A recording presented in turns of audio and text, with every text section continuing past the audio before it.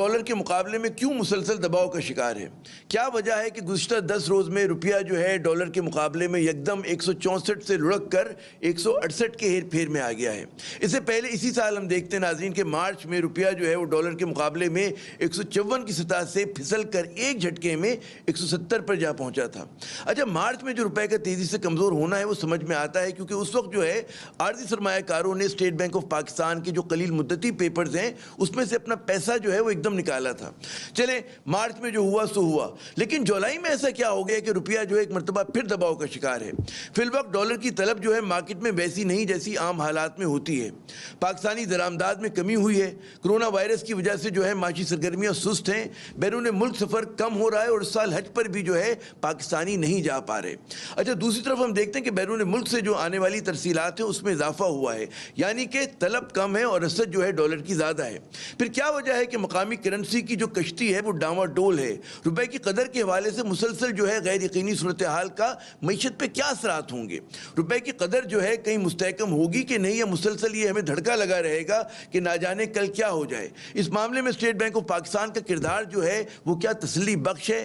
کیا I am F کی جو شرائط اور تقاضوں کو پورا کرنے کے لیے جو ہم آئی ایم ایف سے ادھار پر گورنر اسٹیٹ بینک لائے ہیں رضا باقر صاحب، وہ پاکستانی مفادات کی نگہبانی کر بھی پا رہے ہیں یا نہیں؟ یا پھر وہ پاکستان سے باہر جو ہے ابھی سے اپنی اگلی نوکری کے لیے راہ جو ہے ہموار کر رہے ہیں؟ آج کے پروگرام کے ایجنڈے پر سب سے پہلے ہے پاکستانی روپیہ، کہ جسے اس وقت جنوبی ایشیا کی سب سے کمزور کرنسی بنا دیا گیا ہے۔ چند آپ کو ایک فیکٹ بتانا چاہ رہا ہوں جناب، تاکہ یہ معلوم ہو کہ کیا ہوتا رہا اور کیا ہو رہا ہے۔ آپ ذرا یہ دیکھ لیں کہ 2001 سے 2005 تک اشفاق صاحب بھی ہمارے ساتھ تھے کہ ہمارے پاس ایک ہفتے کے ریزرو نہیں تھے، ایک ہفتے کے بعد ہمارے پاس آئل پیمنٹ نہیں تھی۔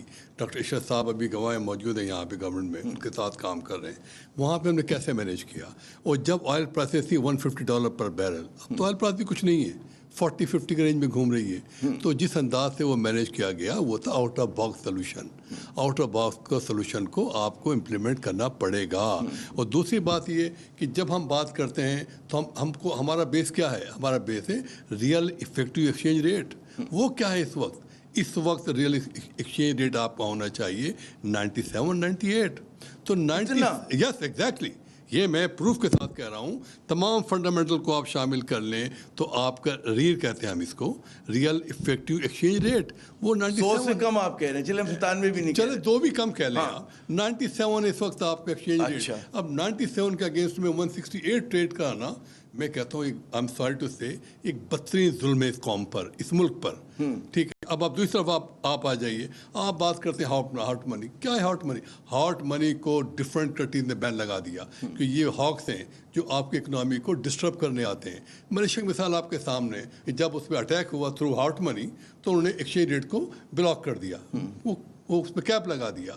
ہم کسی قابل ہی نہیں ہیں، آخر کوئی کہاں جا کے بات ہوگی؟ تو یہ اتنی پازیٹیو فگر کے باوجود 168 پلس میں لے کے جانا ایک زیادتی ہے۔ یہ جو بات ہو رہی ہے نا کہ جو ہم سنتے ہیں، پڑھا ہے ہم نے رضا باقر صاحب کے متعلق، بڑا کہتے ہیں بیرون ملک سے ٹاپ یونیورسٹی سے انہوں نے پڑھا ہے، 18-20 برس جو ہے آئی ایم ایف کی خدمت کی ہے انہوں نے۔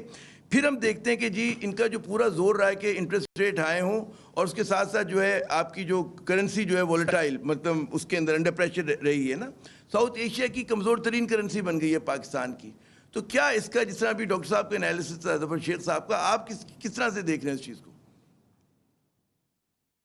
دیکھیں، بات یہ ہے کہ جہاں تک گورنر کا تعلق ہے، اچھی یونیورسٹی سے بالکل پڑھا ہوگا انہوں نے، لیکن کوئی نئی چیز نہیں، ہم نے بھی ان سے زیادہ بہتر اچھی یونیورسٹی سے پڑھا ہوا ہے، لیکن ہم شو باز نہیں کرتے۔ دوسری چیز یہ ہے کہ وہ بچے تھے آئی ایم ایف میں، he was only a division chief. اگر میں پاکستان کے زبان میں سمجھاؤں تو he was a deputy secretary in the ministry of finance rank کے تھے، ٹھیک ہے۔ اس کو ہم نے لا کے گورنر بنا دیا سینٹرل بینک کا، ٹھیک ہے نا۔ تو وہ امیچور بھی ہے میرے نزدیک، اور وہ جب آئی ایم ایف کا جو ریپرزینٹیٹیو ہوتا ہے نا، وہ پوسٹ آفس ہوتا ہے۔ تو اس سے پہلے بھی جہاں سے آئے تھے ایجپٹ سے، وہاں بھی پوسٹ آفس والی نوکری کر رہے تھے، اور یہاں لا کے یہاں پر ہم نے گورنر بنا دیا ان کو، پوسٹ آفس کی نوکری سے گورنر بن گئے۔ تو جب وقت سے پہلے کسی کو جب اتنے اختیارات مل جاتے ہیں تو وہ دیوانہ ہو جاتا ہے۔ اور دینوانگی میں اسی قسم کے حرکت ہوتے ہیں جو گورنر صاحب اس وقت کر رہے ہیں. دیکھیں یہ ہم جو بات کر رہے تھے کہ یہ کمرشل بینک کیوں بائے کر رہے ہیں. کمرشل بینک کو کہیں سے یہ سنگن مل چکا ہے کہ یہ ایکسچینج ریٹ 172-73 پہ پہنچے گا. تو ظاہر سی بات ہے کہ ظفر شیخ صاحب بھی کسی کمرشل بینک کے ٹریجری میں بیٹھے ہوئے ہوں تو آج وہ خرید کے بیٹھ جائیں گے کہ جی جب 172-73 ہوگا تو بیچیں گے اور اتنا پیسہ بن جائے گا اس میں. ہمارا جو ہے دنیا سے سول نرالا بالکل الٹے جا رہے ہیں. دنیا میں ڈالر جو ہے بقول ان کے کمزور ہو رہا ہے, ہمارے یہاں مضبوط ہو رہا ہے. دوسرا انہوں نے کہا کوئی اور جو خریدار نہیں ہے, بینکس خرید رہے ہیں. بینکس کیوں خرید رہے ہیں, کیا مطلب یہ جو ہولڈنگ ہو رہی ہے کس لیے ہو رہی ہے اور اس کا کیا امپیکٹ آئے گا؟ جی ڈاکٹر صاحب.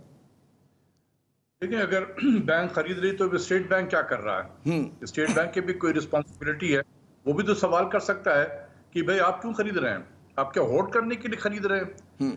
دیکھیں ایک چیز میں آپ کو بتا دوں, میں نے آئی ایم ایف کے ساتھ بہت ڈیل کیا ہے 11 سال. یہ صرف بارگین ہوتا ہے کہ جی آپ ایکسچینج ریٹ کو یہاں لے کے جائیں, آپ اپنے پاس لے کے جائیں ورنہ ٹیک اٹ اور لیو اٹ. اس طرح کے کہ اس وقت ہمارا 62 روپے تھا $1 ایکسچینج ریٹ کا, تو جب پروگرام کے لیے بات چیت شروع ہوئی تو انہوں نے کہا جی اس کو 85 لے جائیں. اب ہم بارگین کر رہے ہیں اس سے کہ نہیں 66 ہو جائے گا, 67 ہوگا, نہیں آپ 80 پہ آ جائیں. اس قسم کی چیزیں. اسی طریقے سے انٹرسٹ ریٹ کے حوالے سے کہ جی آپ 14% پہ لے جائیں. بھئی ہم کہہ رہے ہیں آپ کو یہ پروگرام کی شرط ہے. تو اب اس قسم کی چیزیں وہاں پر پھر یہ ہوتا ہے کہ آپ کی ٹیم کتنی مضبوط ہے جو نیگوشیٹ کر رہی ہے آئی ایم ایف سے, وہ پھر کہیں پر دوبارہ جا کے نوکری نہ کرنی ان میں سے کسی کو, یہ بڑا ضروری ہے. اس کے پیچھے جی اصل میں ٹیم مضبوط ہونی چاہیے, ٹیم میں حب الوطنی ہونی چاہیے, کمٹمنٹ ہونا چاہیے, تب وہ نیگوشیٹ کر سکیں گے. ڈاکٹر ظفر شیخ صاحب, سوچ میں بڑا فرق آیا. اب جو آئی ایم ایف کا منترا ہے وہ